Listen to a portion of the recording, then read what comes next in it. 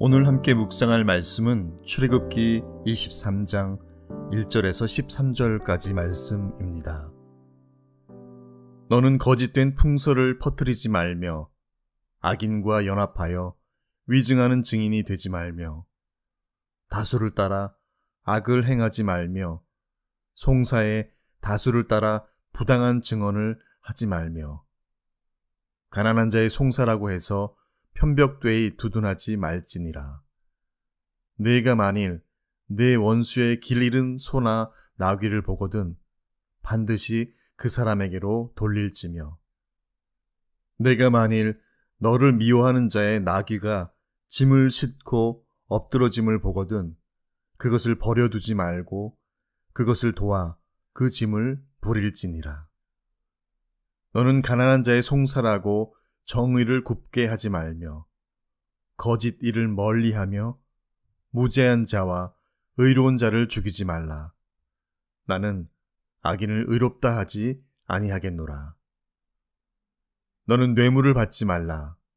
뇌물은 밝은 자의 눈을 어둡게 하고 의로운 자의 말을 굽게 하느니라. 너는 이방 나그네를 압제하지 말라.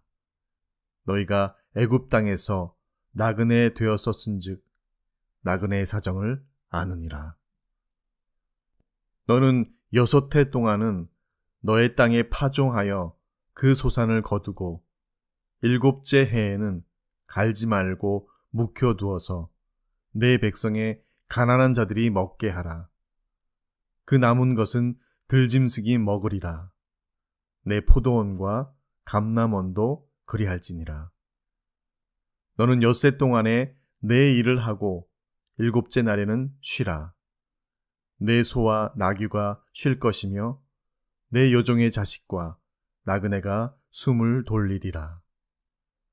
내가 내게 이른 모든 일을 삼가 지키고 다른 신들의 이름은 부르지도 말며 내 입에서 들리게도 하지 말지니라. 아멘. 오늘 본문 9절에는 이렇게 말씀하십니다. 너는 이방 나그네를 압제하지 말라. 너희가 애굽 땅에서 나그네 되었었은즉 나그네의 사정을 아느니라 라고 하시면서 그들이 애굽에서 노예로 종으로서 삶을 살 때를 기억하도록 하십니다.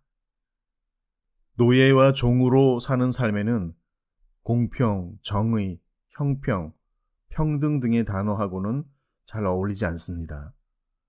그냥 시키면 시키는 대로 해야 하는 삶이었죠.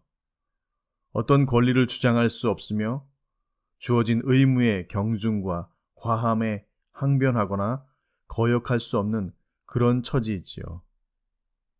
그곳에는 억울함과 눈물과 거짓과 위증과 편애, 더 나아가 무시와 핍박만이 있을 뿐입니다. 애굽 땅에서 나그네로 살던 이스라엘의 삶이 그러했습니다. 이를 상기시키면서 오늘 본문에서는 특별히 공평하고 정의로워야 할 송사에 대한 부분에 대해서 자세히 일러주시고 계십니다. 즉, 억울한 일이나 불공평한 일이 없도록 서로 간의 관계에서의 대처와 그런 일이 없도록 재판하는 이가 공의와 정의를 지켜 재판하도록 그렇게 하라고 가르침을 일러주십니다. 본문의 시작은 먼저 거짓된 풍설과 위증하지 말 것을 일러주십니다. 증인으로서 악을 행하지 말고 부당한 증언을 일삼지 말라고 하십니다. 1절과 2절에는 이렇게 누군가의 죄나 잘못에 대해서 즉 송사에 대해서 엄히 기준을 두고 계시는데요. 눈에 띄는 단어가 하나 있는데 1절에는 연합하여 2절에는 다수를 따라 라고 한 말이 2절에는 2번이나 반복됩니다. 즉 많은 사람들이 군중심리나 그룹핑 되어서 또는 대세를 따르는 것으로 인해서 애매하게 사람을 억울하도록 송사하지 말라고 하십니다. 일반적으로 우리는 내 친구라서 사돈의 팔촌이라서 나랑 가까우니까 같은 학교니까 같은 고향이니까 같은 교회니까 팔이 안으로 굽는 것과 같은 그런 정서로 편벽되이 두둔하기가 쉬운데 오늘 말씀은 그러지 말라는 것입니다. 한쪽으로 기울어진 송사와 증언을 하지 말라고 하십니다. 기울어진 운동장을 만들지 말라고 하십니다. 왜냐하면 인간들 사이의 이해관계를 따라서 공평함과 형평성이 깨어지는 것을 결단코 하나님은 원하시지 않으시기 때문이죠. 이와 같이 이웃에 대한 부당한 증언과 편벽을 두둔하지 말라고 하시는 가르침은 10계명의 9번째 계명인 내 이웃에 대하여 거짓 증거하지 말라고 하신 말씀에 더 실생활적인 디테일로 일러주시고 계시다는 점을 발견하게 됩니다. 이 공평성과 형평성을 연장하여서 3절과 6절에는 가난한 자에게 시선을 맞추도록 하십니다. 이것은 비단 물질적인 빈곤과 궁핍만을 뜻하는 것이 아니라 더 나아가 권리와 권한과 항변을 위해서 아무것도 가지지 못한 이들을 일컫는 말이기도 합니다. 그리고 당시 사회적 가장 약자들을 넘어 무시와 천대를 받는 자리에 있던 그런 이들까지도 포함된 의미입니다. 이를 재판하는 이들에게 그러한 위치에 있는 사람들일지라도 그들의 억울함과 공평을 다루는 일에 그들을 허투루 다루지 말라고 하십니다. 오늘 본문에는 그래서 정의를 굽게 하지 말라라고 그리 표현하십니다. 그러한 거짓으로 인해서 억울한 자리에 서게 될 무죄한 자와 의로운 자를 죽이지 말라고 명하십니다.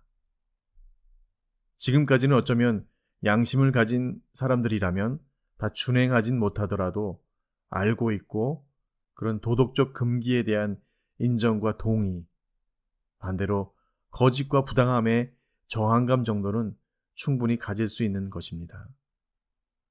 그런데 오늘 4절과 5절에는 이보다도 감당하기가 쉽지 않은 말씀을 더하고 계신데요. 바로 다름 아닌 원수에 대한 태도와 우리를 미워하는 이들에 대한 태도에 관한 것입니다. 4절에는 내 원수의 길 잃은 소나 나귀를 보거든 그 사람에게 찾아주라 하십니다. 5절에는 너를 미워하는 자의 나귀가 짐을 싣고 엎드러짐을 보거든 가서 그 짐을 도와주라고 하십니다. 이웃이라고 생각하고 인식하는 범위와 선을 원수와 나를 미워하는 자에게까지 확대하여서 그들을 살피도록 하라시는 가르침입니다. 이웃에 대한 공평과 형평에 대해 이르시며 10절로 13절에는 이제 안식년과 안식일에 관하여서 기록하여 주시는데요. 이는 10가지 계명 중에 4번째 계명인 안식일을 거룩하게 지키라에 해당되는 것입니다. 특이한 것은 신명기와 기존의 안식일과 안식년에 대한 설명에 좀 더 구체적인 면을 더하여 말씀해 주시고 계신 것이 주목되는데요.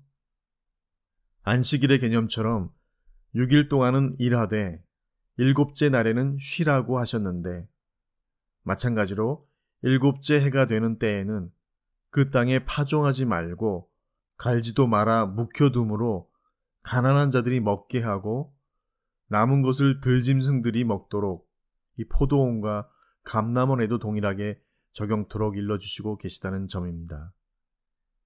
정리하면 7째 해가 되는 안식년에는 땅을 쉬게 하는 목적과 두 번째는 안식년에 자연적으로 나는 것들을 종과 품꾼과 이방 나그네가 그리고 더하여 가축이나 들짐승들이 취하도록 식물을 돌리게 하는 목적, 그리고 신명기 15장의 기록처럼 이 안식년에 가난한 자와 연약한 자들의 빚과 채무를 탕감해주는 그런 면제년으로서의 안식년의 개념으로 완성되어진다는 것입니다. 안식년과 안식일의 적용 대상에 귀천이 없기에 오늘 본문은 그래서 그날에는 쉬라 하시면서 내 소와 나귀와 여종의 자식과 나그네가 쉼을 돌리게 하라고 안식의 개념을 다시 한번 환기시키십니다. 오늘 본문을 묵상하면서 믿는 자들이 하나님 나라의 공평과 정의를 구현하고 실천하는 데 있어서 특별히 그 대상과 우리의 태도와 자세가 어디까지 확대되어야 할 것인가를 더 구체적으로 살피며 묵상케 하십니다. 마태복음 6장 43절과 44절에는 너희 원수를 사랑하며 너희를 박해하는 자를 위하여 기도하라라고 하십니다. 잠언 24장 17절에는 내 원수가 넘어질 때에 즐거워하지 말며 그가 엎드러질 때에 마음에 기뻐하지 말라라고 하십니다. 또한 로마서 12장 19절에는 내 사랑하는 자들아 너희가 친히 원수를 갚지 말고 하나님의 진노하심에 맡기라. 기록되었으되 원수 갚는 것이 내게 있으니 내가 갚으리라 라고 주께서 말씀하시니라. 말씀을 읽으면서 그래도 괜찮습니다. 아멘으로 받을 수 있는 말씀들입니다. 그런데 오늘 말씀은 우리가 가난한 자들과 무죄한 자들, 의로운 자들이 억울함을 당하지 않도록 공평과 형평과 정의를 실천하도록 말씀하시는 데 있어 그 범위를 원수들에게까지 하라고 하시고 나를 미워하는 자들에게까지 하라고 하신다는 것에 멈춰서게 됩니다. 그냥 원수나 적에게 해를 가하지 말라라는 말씀을 들을 때도 어떻게 그들을 복수하지 않을 수 있겠는가라는 그런 일반적인 생각과 마음들이 그들을 용서하고 용납하기까지 상당한 시간이 걸리고 더 크고 더 많은 은혜로 우리 자신이 하나님의 은혜 가운데 잠겨 있어야 가능한 일인데 오늘 본문은 직접 그 원수의 손해와 이익을 위해서 팔을 걷어붙이고 그 일을 도우라고 하십니다. 소나 나귀, 즉 그들의 재산의 손실과 물질적인 어려움에 가서 그들을 도와주라고 하십니다. 심지어 우리를 미워하는 자들이 낭패를 당하고 실패하고 좌절을 당할 그 순간에조차도 달려가서 그를 일으켜주라고 하십니다. 오늘 본문에는 엎드러짐을 보거든 그것을 버려두지 말고 그 나귀의 짐을 부리라고 일러주십니다. 참 쉽지 않습니다. 하나님께서는 오늘 이스라엘 백성들에게 그들이 나그네 되었을 때를 기억하라고 하시면서 그들이 그동안 억울한 일에 공평과 정의와 형평성에 어긋난 대우를 받은 것을 기억하며 하나님 나라의 백성으로서의 그리고 언약 공동체로 나아가기 위한 일원으로서 어려움과 공경에 처한 이들을 도와주고 배려하고 살피는 차원을 넘어 그 범위와 정도를 원수와 나를 미워하는 이들에게까지도 동급으로 똑같이 대하여 억울함을 당하지 않도록 하라고 말씀하십니다.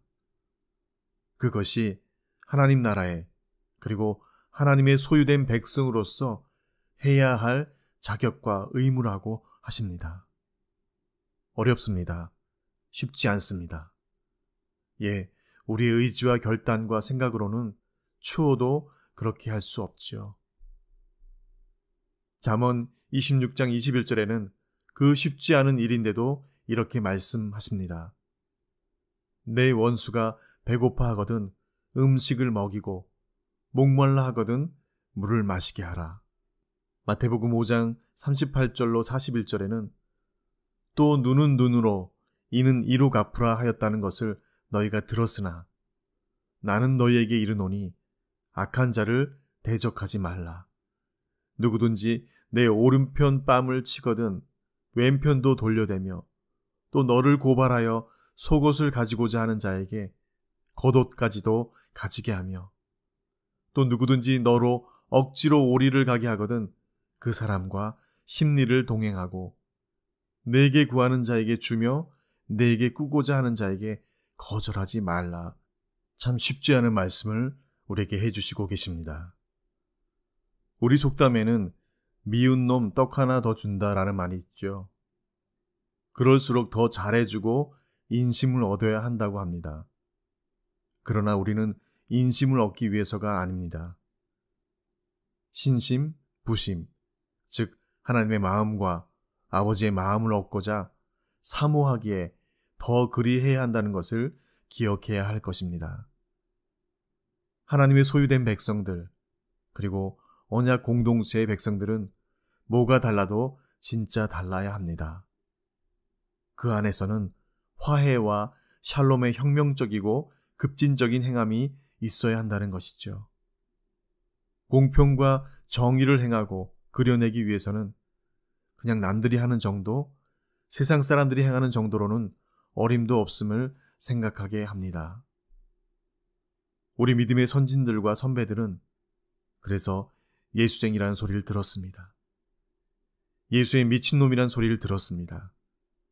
예수병에 걸린 사람들이라고 손가락질까지 받았습니다.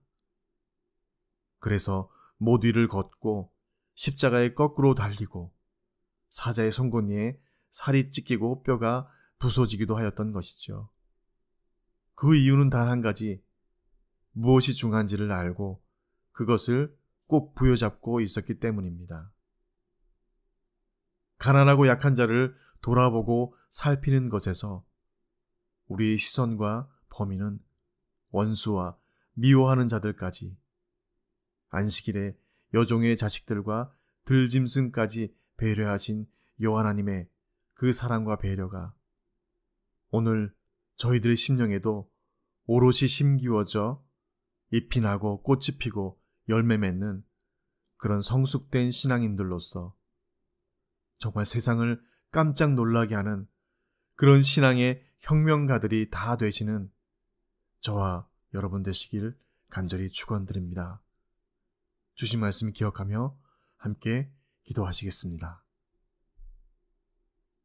천국은 마치 밭에 감추인 보화와 같으니 사람이 이를 발견한 후 숨겨두고 기뻐하여 돌아가서 자기의 소유를 다 팔아 그 밭을 샀느니라.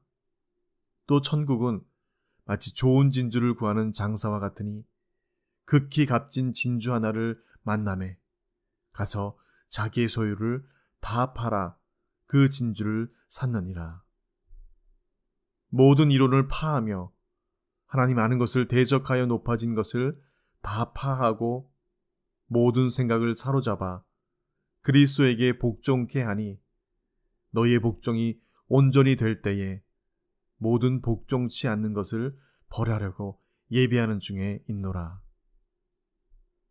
또 우리에게 이르시되 아무든지 나를 따라오려거든 자기를 부인하고 날마다 제 십자가를 지고 나를 좇을 것이니라. 누구든지 제 목숨을 구원코자 하면 잃을 것이요 누구든지 나를 위하여 제 목숨을 잃으면 구원하리라. 예수께서 이르시되 할 수 있거든 이 무슨 말이냐, 믿는 자에게는 능치 못할 일이 없느니라 하시니. 아멘. 아버지 하나님, 세상이 공평하지 못하다, 세상에 형평성이 없다, 정의가 없다라고 외치는 것도 중요하지만, 그러나 먼저 우리가 일반과 상식을 넘어 세상과 사람들의 통념을 깨어 부수어 충격을 주는 그런 사랑의 원자탄, 사랑의 혁명가가 되도록 우리가 그 사랑 오롯이 담을 만한 합당한 그릇들 다 되게 하여 주시옵소서. 그 행함과 실천의 대상에 대해 우리가 정한 범위가 아니라 하나님께서 아들을 내어주시기까지 하셨고 우리에게 부탁하시고 당부하신 것, 그것 마음에 새겨 원수와 나를 미워하는 이들에게까지 사랑하는 이들에게보다 더 갑절의 사랑으로 품게 하시고 사랑하게 하여 주시옵소서. 밭에 감춘 보화를 위해서 가진 모든 소유를 들여 그 밭을 샀던 그의 마음처럼 우리의 마음이, 우리의 기대할 바가 이 땅이 아니라 저 천국 아버지 나라인 것을 알 때 우리의 성정과 우리의 생각과 마음으로는 쉽지 않지만 내게 능력 주시는 자 안에서 내가 모든 것을 할 수 있음을 믿고 오늘도 내 자녀와 내 가족들에게, 내 이웃과 일터에서, 우리의 공동체에서, 나를 보내신 그곳에서 사랑의 진보자, 사랑의 급진적 실천자, 그래서 하나님 나라를 위한 화해와 샬롬의 혁명가로 우리 모두를 그렇게 사용하여 주시옵소서. 내 삶에 혁명을 일으키신 나의 구주 예수님의 이름으로 기도합니다. 아멘.